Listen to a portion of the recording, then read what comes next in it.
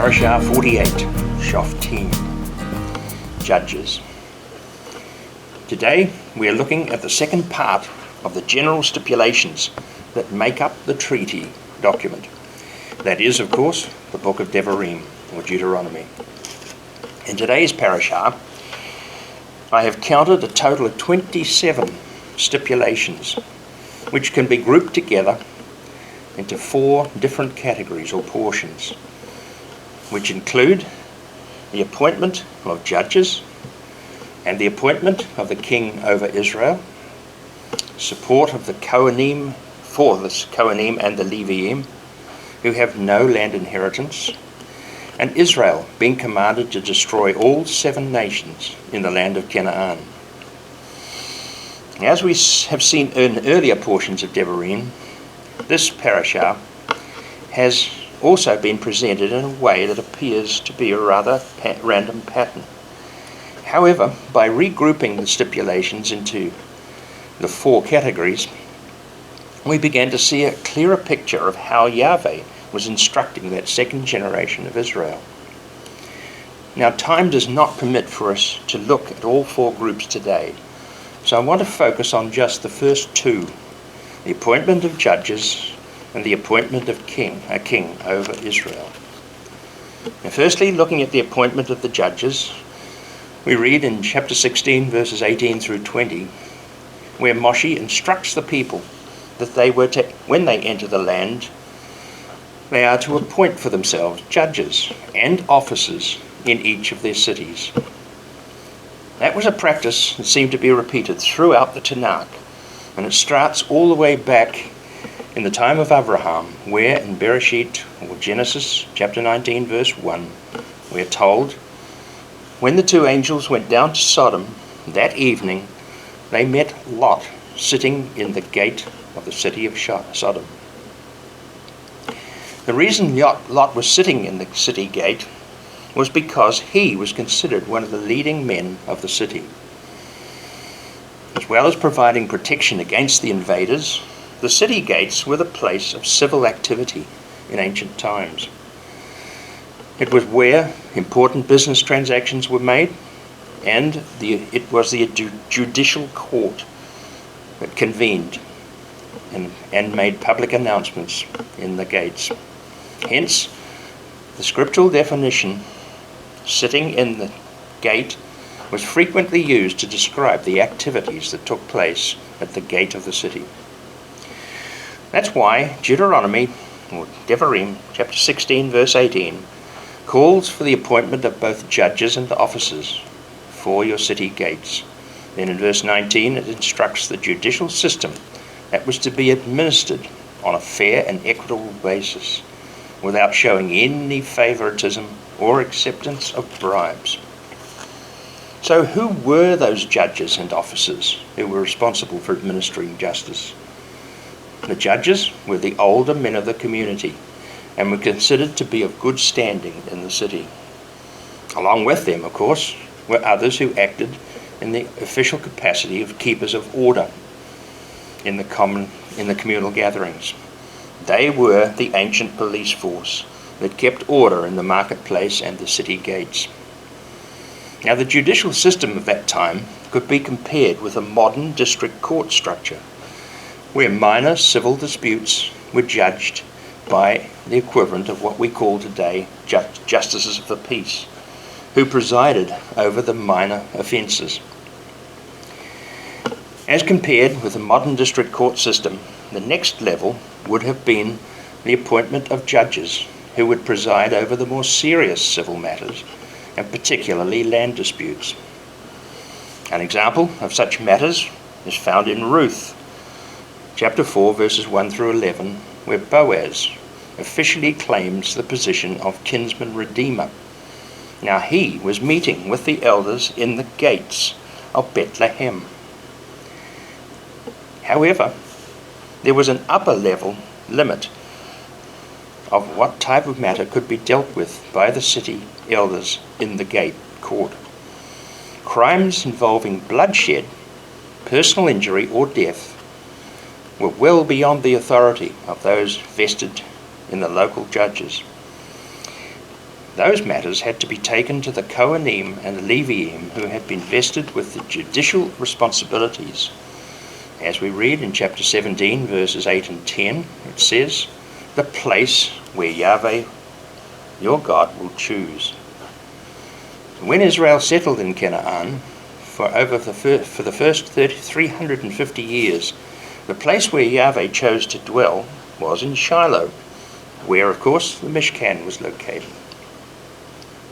Certain ones from among the Kohanim and the Leviim were appointed as judges to hear serious cases. The central court that Moshe was instructing was possibly the equivalent of what we call today the modern High Court. There was no right of appeal in ancient Israel. Once a verdict was given and the sentence imposed, there was no way the decision could be contested. There was no court of appeal, and certainly no Supreme Court that could overturn the rulings of the Kohanim in the court of Yahweh. As we read in chapter 17, verse 12, anyone presumptuous enough not to pay attention to the Kohen, that person must die. Thus you will exterminate the wickedness from Israel. There was no need for any right of appeal in ancient Israel, because this whole society was built on the principles of Torah. Any error made by a judicial system would have been accountable to Yahweh himself. The community was not reliant on a panel of fellow judges deciding on the rulings of a single court judge. Once the ruling was made, the whole community had to accept that ruling. Hence, the responsibility before Yahweh as the ultimate judge. Unlike many cases in today's courts, a person could not be found guilty on the basis of circumstantial evidence. In chapter 19, verses 15, the guilty verdict could only be given after the evidence of not less than 2 or preferably 3 witnesses.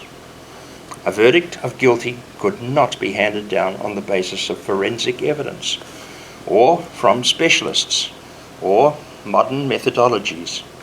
Hence, the judge could not weigh up the possibility of guilt based on simply being beyond reasonable doubt. The evidence had to be clear and concise, and the testimony right from the mouth of at least 2 or more witnesses to the crime. Chapter 19, 16 to 21 suggests there was also potential for malicious false testimony being given by a witness. Hence, the need for more than one witness. However, those verses show that if a person gave false testimony, they were to be given the same punishment that would have been handed down if the accused had been found guilty. So what if there were no personal witnesses? Even in that scenario, Yahweh has covered the whole situation by stating in chapter 21, verses 1 to 9, the process that was required to flush out the guilty party, along with all those involved in the process. It involved all the people of the town closest to the scene of the crime. In verse 9, all the leaders of the selected town had to swear an oath before Yahweh, saying, "This blood was not shed by our hands, nor have we seen who did it." While the whole practice did not always flush out the guilty party, the murderer knew the consequences of remaining silent, and equal to making a false witness against Yahweh. Possibly, it was only a matter of time before the guilty person would be inflicted with Zaharat, something that could never be removed. Hence, the guilty party would not escape his falsehood and would finally be cut off from his people for the crime that he had committed. It was therefore a sad situation that the modern state of Israel has to rely on the practices of the Western-style judicial system in the absence of Torah. Moving on, we see that throughout the 330 years between the death of Joshua, and the appointing of Shaul the king, Israel had to be governed by a succession of 12 judges, each of which was raised up by Yahweh to lead the people back into line with the teachings of Torah. Now, each tribe acted as an independent, autonomous group with little or no concern for the other 11 tribes. During that period of judges, throughout that whole period, Yahweh had remained their king, even though they did not recognize him as such. Turning back to today's Parashah, we see that even in the time of Moshe, Yahweh was well aware of how Israel was eventually going to demand a human king. So in chapter 17, verses 14 and 15, he said to Moshe, "Lay down the conditions under which a king can be appointed by saying, when you have entered the land that Yahweh your God is giving you, have taken possession of it, and are living there, you may say, I want to have a king over me, like all the nations around me. In that event, you must anoint a king, the one whom Yahweh your God will choose. He must be one of your own kinsmen. You are forbidden to anoint a foreigner over you, who is not part of your kinsmen." Moshe continues by giving clear instructions about what they could expect from a king in Israel. He was not to return to Egypt to get many horses. He was not to take many wives for himself, because they would be sure to turn his heart away from Yahweh. He was also not to amass excessive riches by either exploiting his subjects or through conquest of foreign lands. Moshe concludes his instructions about kingship by saying that whoever was anointed to be king was required to make a copy of the Torah, and that he was to read in it daily, so that he would not elevate himself above his subjects, but instead would continue to acknowledge Yahweh as the true king. Yet as we know from later scriptural narratives, that all the kings of Yehudah and the northern territories fell victim to the practices Moshe was actually warning against. All the kings who followed on from Shlomo, the son of David, brought about the collapse of the northern kingdom and later the destruction of the first temple. Why were Israel so desperate to have a human king? How could an earthly king serve them better than Yahweh, who had worked through their Kohanim as judges all through the time period from the time they left Egypt right up to that point? Scripture does not give a clear, simple answer to this question, but what we do know is that a period of 7 Yovels between Yehoshua and Samuel, when Israel kept wandering away from Yahweh. Regrettably, following the death of Yehoshua, all the 12 tribes of Israel began turning their backs on Yahweh. And the result of that action was that Yahweh also turned his back on Israel. In the space of 330 years, Israel was repressed by no less than 6 neighboring nations. However, each time Yahweh came to their rescue by raising up yet another judge from within their midst, while Yahweh, of course, remained their king. Finally, they rejected the leadership of Shemuel in 1 Samuel 8, 5 and 6. "Look, you have grown old, and your sons are not following in your ways. Now make us a king to judge over us like the nations." Samuel was not pleased to hear them say, "Give us a king to judge." So he prayed to Yahweh. The response Samuel received from Yahweh was interesting, where it said, Yahweh said to Shemuel, "Listen to the people, to everything they say to you, for it is not you that they are rejecting.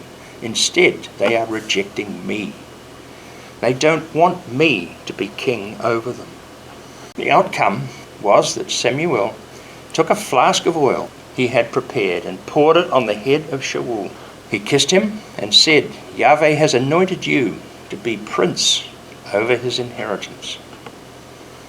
The fact that Yahweh referred to Shaul and all the subsequent kings of Israel and Yehudah by the title of prince shows that even though Israel were getting a human king, Yahweh only ever considered Shaul and all the others who followed as princes, while he himself remained as the unseen king. In spite of all the good things that Yahweh had done through the great men of old, Israel still wanted to be like their neighbors. They wanted a king who would unite them as a single nation, as they had been a loose cohort of 12 individual separate tribes. They wanted to coagulate together and become a united force. Even though they had a common lineage all the way back to ancestor Avraham Avinu, they still could not get it together as a common group. Yahweh shows Samuel that it was not him whom they were rejecting, but rather Yahweh himself. They do not want me as king over them. Yahweh continues in verses 8 and 9, they are doing to you exactly what they have been doing to me from the day I brought them out of Egypt until today, by abandoning me and serving other gods. So do what they say, but give them a sober warning, telling them what kind of rulings the king will make. Samuel gives an extensive discourse about what they could expect from their king, and finally concludes with the strong words of warning in verse 18. You will cry out on account of your king, whom you yourselves chose, but when that happens, Yahweh will not answer you. Those were very sobering words. Their response was still the same. No, we want a king over us. And Yahweh said to Samuel, do what they ask and set up a king for them. So Israel embarked on a long and slow downward journey until finally the first temple was destroyed, and the people of Yehudah were led into captivity in Babylon for 70 years. That was the price they paid for rejecting the kingship of Yahweh. But, as we know, that was not the end of the story. There is one other small portion which we did not read this morning, but is in this Parashah, which I think is important to consider. It's found near the end of chapter 18, where Moshe tells Israel that at some stage in the future, Yahweh will raise up a prophet like Moshe himself. He would raise him up from among their own kinsmen. And in verse 15 through 19, chapter 18, Moshe says, Yahweh will raise up for you a prophet like me from among yourselves, from your own kinsmen. You are to pay attention to him, just as when you were assembled at Mount Horeb. At that time, you requested that Yahweh your God, don't let us hear the voice of Yahweh our God anymore, or let us see the great fire ever again, or we will all die. On that occasion, Yahweh said to me, they are right in what they are saying. I, Yahweh, will raise up for them a prophet like you, Moshe, from among their kinsmen. I will put my words in his mouth, and he will tell them everything I order him. Whoever does not listen to my words, which he will speak in my name, will have to account for himself to Yahweh. The prophet about whom Moshe was speaking, of course, was Yeshua. But the greater majority of Yeshua's generation rejected him, while claiming that they were listening to Moshe. The Parashim and the Torah teachers could not abide the idea that Yeshua was the prophet Moshe had spoken about.